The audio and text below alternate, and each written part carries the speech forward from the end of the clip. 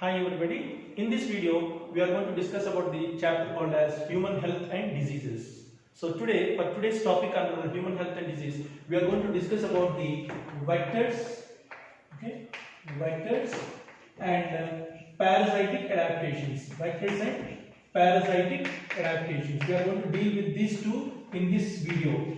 Vectors and parasitic adaptations.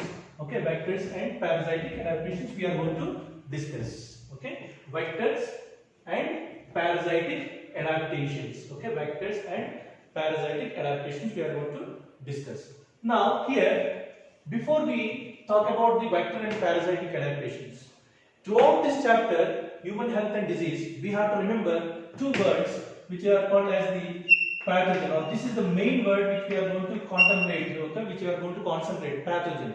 What do you mean by the word pathogen? Pathogen means it is disease causing microbe, okay, disease causing microbe, okay, disease causing microbe or disease causing microorganism, okay, or disease causing organisms are called as what? Pathogen. Disease causing microbe we are calling it as. Under this only, okay, under this only we also came across another word called as what? Parasite, okay, parasite. So parasite is also a disease causing microbe or an organism. But what is that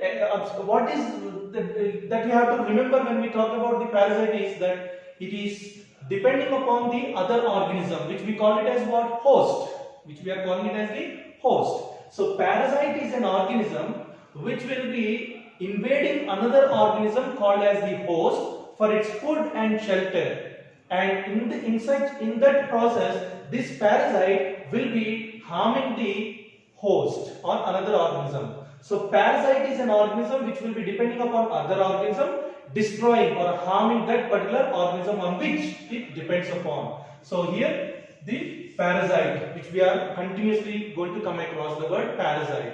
Okay, so again, what is parasite? It is an organism which depends upon other organism for its food and shelter, and during which this parasite can destroy that organism on which it is depending upon.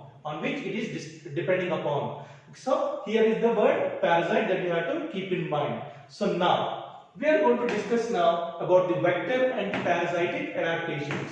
Now when we say, okay, the vector, what do you mean by the word vector in biology? We call it as the carrier. Okay, vector means carrier. It is carrying, okay, it is carrying the disease causing organism.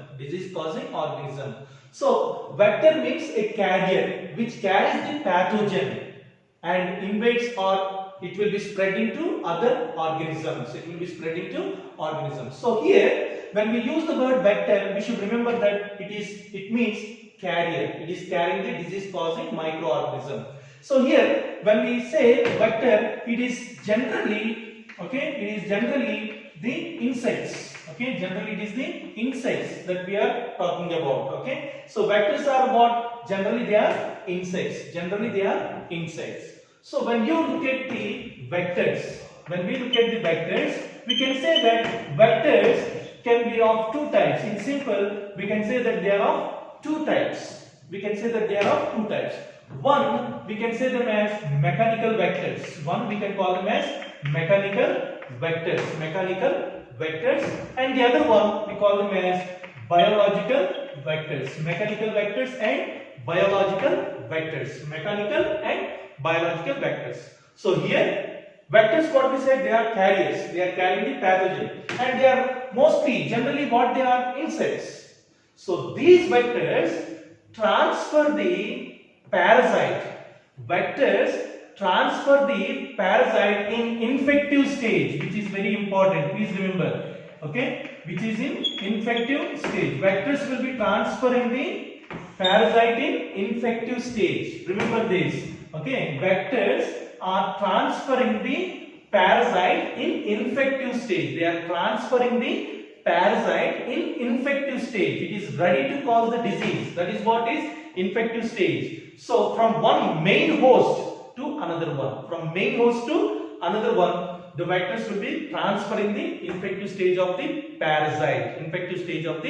parasites. So what we said now, there are mechanical parasites and also biological parasites. So here mechanical parasites means they are transferring the infective stages. Here mechanical parasites means what? They are transferring the infective stages. Okay, infective stage of the parasite from one host to the another host.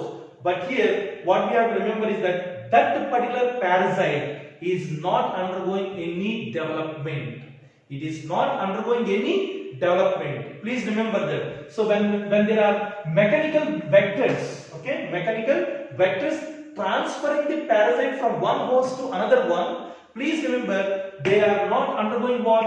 No development is seen. Okay, no development of parasite. No development of parasite is identified. This is important again. Okay, no development of parasite is observed here, which is carried out by what? Mechanical vectors.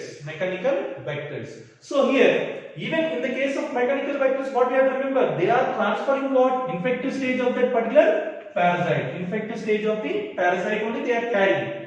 The best examples here are the houseflies. The best examples are houseflies and cockroaches. Okay, and cockroaches. These two are the best examples which can quote as the mechanical vectors. In these two, if you are observing, they are carrying the infective stage of the parasite on their body surface. Such as the best example, what they carry here is the ant amoeba. They carry the ant amoeba. Okay, ant amoeba, which is a microbe. Okay, microorganism, which we are going to deal with about that ant amoeba also. So here, what we have to remember? Mechanical vectors. What they are transferring? They are transferring the parasite which is in what? Infective stage. Which is in infective stage. And this parasite is not undergoing any development. Okay, it is not undergoing any development. And what are those best examples of mechanical vectors? Houseflies and cockroaches. Houseflies and cockroaches, which are responsible in carrying what? The ant amoeba. And this ant amoeba is not undergoing what? Any development.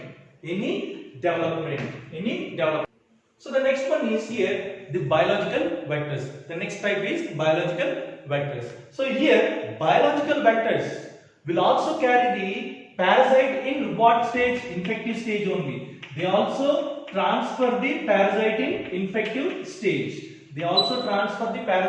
infective stage. But in biological carriers, there will be the parasite. Okay, the parasite undergoes development. Okay, parasite undergoes development. Or let me say here, parasite. Okay, parasite undergoes development when it is carried by what? The biological vectors. So here, the point that we have to remember is that biological vectors are carrying or transferring the infective stage of the parasite from main host to the another host.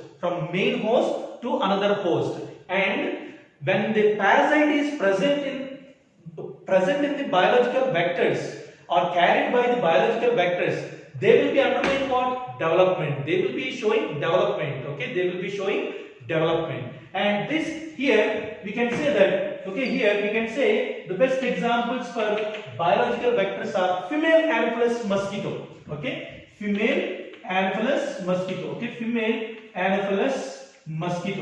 female Anopheles mosquito. We all are very familiar with this female Anopheles mosquito, which causes which disease now? Malaria. Means what? This female Anopheles mosquito is carrying the infective stage of the parasite causing malaria. That is nothing but the Plasmodium. Okay, which is nothing but Plasmodium. Okay, so Plasmodium is a parasite. Which is carried by what? Female Anopheles mosquito. But when this Plasmodium is present in the body of the female Anopheles mosquito, it undergoes what? Development.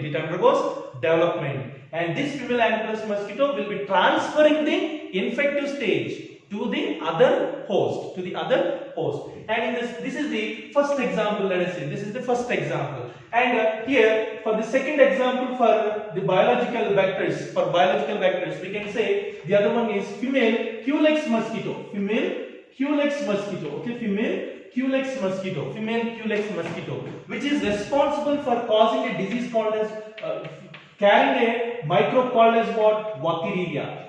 Okay, Walkeria bancrofti. Okay, so female Culex mosquito is carrying a parasite called as what? Walkeria bancrofti, and this Walkeria bancrofti is undergoing development in the body of the female Culex. So here now the female Culex is now carrying the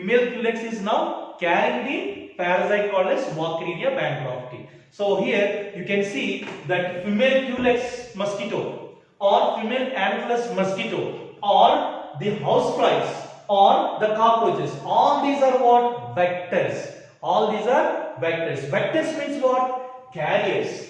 They are nothing but carriers. What they are carrying? They are carrying the parasites in infective stage. So this is all the points, simple points, which you should keep in mind as we proceed with this chapter, okay, called as human health and diseases. So that is about what? Vectors. So vectors are generally what? Insects. They are carrying what? Infective stage of the parasites from the main host to another organisms, which are of two types, mechanical and biological. In both mechanical and biological, they are carrying what? Infective stage of the parasite. But what is the main difference here? In mechanical vectors, we are not seeing the development of the parasite, but whereas in the biological vectors, we are seeing the development of the parasite. That is the main difference that we have to keep in mind when we talk about the vectors, which we are going to deal with that very carefully in the other part of our chapter. So now next we are going to discuss about the parasitic adaptations. So here when you look at different types of parasites, they show parasitic adaptations. Why parasitic adaptations are important? Because they help in order to live in host. They should have some adaptations. So now we are going to discuss about the parasitic adaptations. Different parasites will have different adaptations in order to live in the host. Why? Because even the host will try to target the parasite and try to destroy the parasite. Host will be in turn, what in turn the host will be doing? It will try to destroy the parasite. So in order to protect itself from the host, the parasite will have some adaptations, okay, to protect itself from the host. So here, if you see the first adaptation, there are like some parasites will have hooks, okay, suckers, or rostellum, which actually all these three togetherly, okay, all these three together we call it as what? The scolex. We call it as scolex. Okay, we call it as the scolex. Here, hooks, suckers, and rostellum. The main function of all these, okay, the main function of all these structures that are there, okay, are for anchoring, to keep the organism held to the host, okay, to held to the host. So hooks, suckers, and rostellum are very clearly seen in one best example is the tinea, okay, in the tinea solium we call it as tinea, okay. Here if this is the body, okay, if this is the body of the, okay, tinea solium, it has the rostellum. This is called as the rostellum, okay, and it has the hooks, okay, like this, okay, it is having the hooks, and also it has what? The suckers, okay, it is also having the suckers, okay, it has the suckers, okay. Here these are called as what? The suckers, okay, these are the suckers. So what is the function of all these? In order to provide anchorage, for providing anchoring. Okay, for providing anchoring means to fix to the host so that it can absorb all the nutrients from the host. These three will be helping the particular organism, and these three structures are like an adaptation shown in an organism called as what? Taenia solium. Okay, Taenia solium we say. Okay, Taenia solium we say. Okay, so this is the first one that we have to keep in mind. Okay, which is having the simple adaptation showing hooks, suckers, and rostrum. For what purpose? For anchoring. And this is seen in the Taenia. This is seen in the Taenia. And now we will see the next one. Okay, next adaptation as protective cuticle. There are some parasites which will be showing the protective cuticle. Okay, protective cuticle will be seen in some parasites. What is the function of the protective cuticle? What could be the function of this protective cuticle? Here, the function is to withstand host digestive enzymes.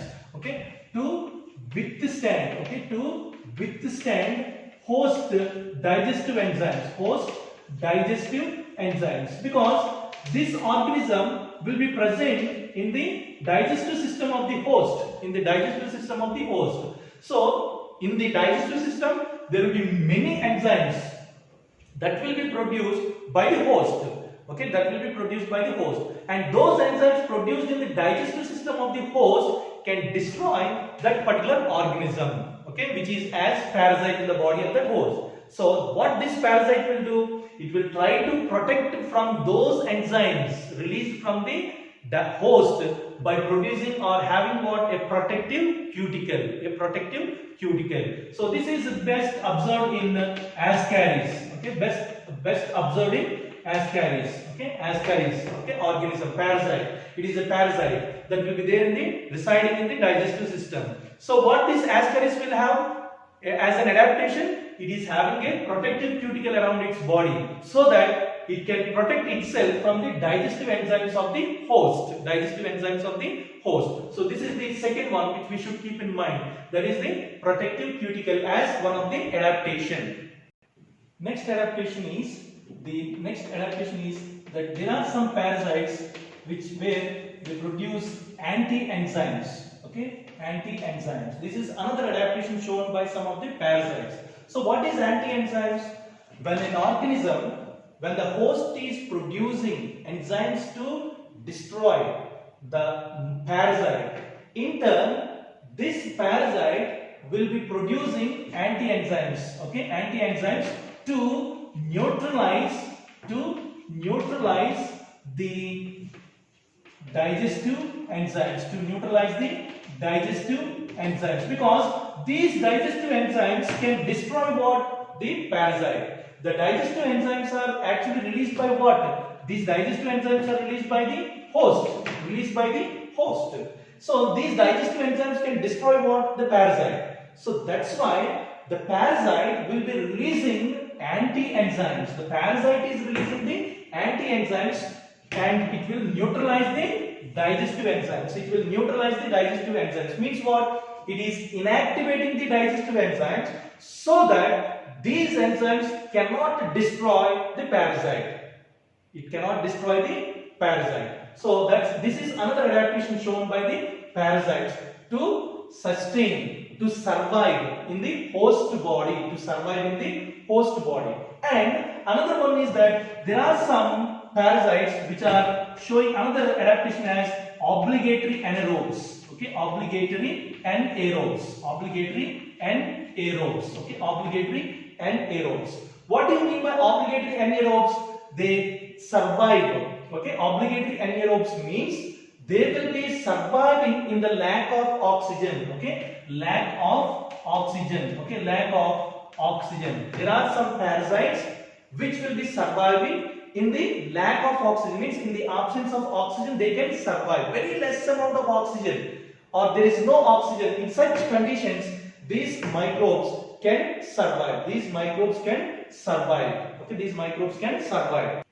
So here what we are saying, obligatory anaerobes means there are some organisms or parasites where they will be surviving in the lack of oxygen. And please remember, if there is increase in oxygen, those parasites may die. Those parasites may die. So this is another adaptation that is shown by some of the parasites as what they will be surviving as what obligatory anaerobes. And here the best example, okay, the best example is ant amoeba, okay, ant amoeba, okay, ant amoeba and the Taenia, okay, and Taenia are again the best examples which are called as what obligatory anaerobes in the lack of oxygen, okay, in the lack of oxygen. And if the oxygen is increasing, they may poison them and they may die. And another one, okay, another one is the facultative anaerobes, okay, facultative anaerobes, okay, facultative anaerobes, okay, facultative anaerobes, okay, facultative anaerobes. Facultative anaerobes. So what do you mean by facultative anaerobes?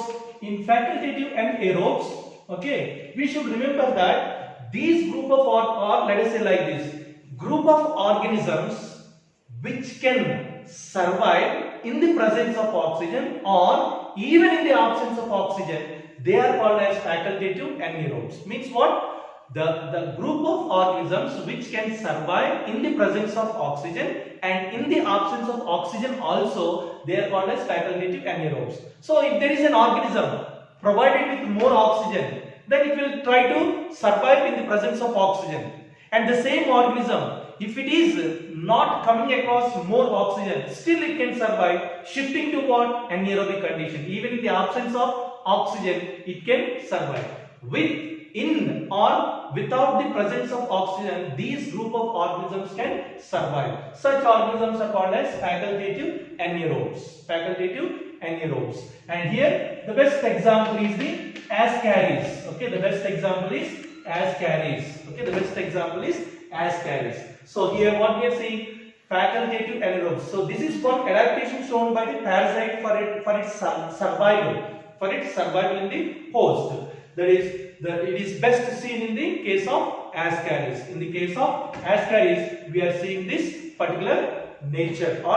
So here, some more parasitic adaptations based upon their morphological and anatomical features. If you are seeing, the reproductive potential is high in case of Ascaris and Taenia. The reproductive potential is high in case of Ascaris and Taenia. And if you look at the Taenia, okay, if you are looking at the Taenia, they have proglatids, okay, they have proglatids which will be working as the reproductive structures, proglatids which will be working as the reproductive structures in Taenia, okay, will be working as reproductive structures in Taenia. So here first point is that reproductive potential is high in some parasites such as Ascaris and Taenia. And life cycle of endoparasites. We know what do you mean by endoparasites. Okay, endoparasites. Okay, life cycle of endoparasites are complex.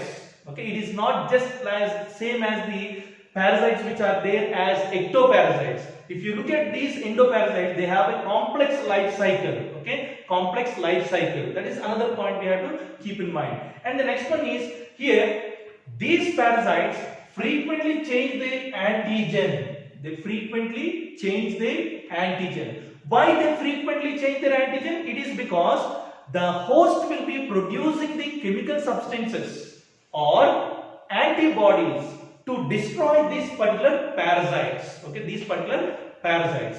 So what you have to remember, the host generally produces chemical substances or antibodies to destroy the parasite that is there in its body. Here what are the examples? It can be a Plasmodium or HIV. So what these two organisms, when they are present in the body of the host, what they are doing? They are trying to change the structure of the antigen so that this antigen cannot be easily identified by the antibodies produced by the host immune system, So if see here, in simple we can say like this. Say suppose if this is the pathogen, parasite. If this is the parasite, here for first it may be having the antigen structure. Okay, the antigen structure like this. Okay, antigen is present like this. Let us say that this is the antigen that is there on the parasite. Okay, on the parasite.